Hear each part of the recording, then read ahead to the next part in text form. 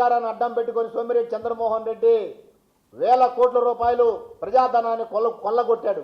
ప్రజాధనాన్ని కొల్లగొట్టి దాదాపుగా 100 కోట్ల రూపాయలు ఖర్చు పెట్టి ఎన్నికలు చేశాడు. ఓడిపోయాడు. ఓడిపోయిన తర్వాత మళ్ళా నియోజకవర్గంలో ఎక్కడా కనబడలా. మళ్ళా ఎన్నికల సమయానికి మళ్ళా ఇప్పుడు వచ్చి మళ్ళా ఏదైతే 2014లో నువ్వు వేల కోట్లు కొల్లగొట్టి దాచిపెట్టావో ఆ డబ్బు మళ్ళా తీసి మళ్ళా ఈరోజు 100 కోట్ల రూపాయలు ఈరోజు ఖర్చు పెట్టి ఈరోజు నియోజకవర్గంలో డబ్బు మద్యం ఏరులా పారించి ఎన్ని ప్రలోభాలకు గురి చేశావు.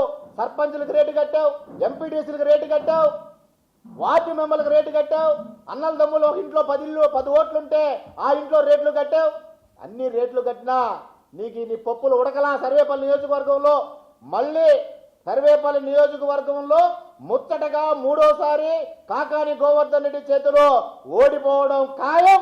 రేపు 4వ తేదీ జరిగేటువంటి ఎన్నికల్లో సాయంత్రానికి 3వసారి ఓటమితో సోమిరెడ్డి చంద్రమోహన్ రెడ్డి రాజకీయ జీవితం ఈ యొక్క నెల్లూరు జిల్లాలో సర్వేపల్లి నియోజకవర్గంలో ముగిసిపోవడం తథ్యమని సందర్భంగా మీ అందరికీ తెలియజేస్తున్నా.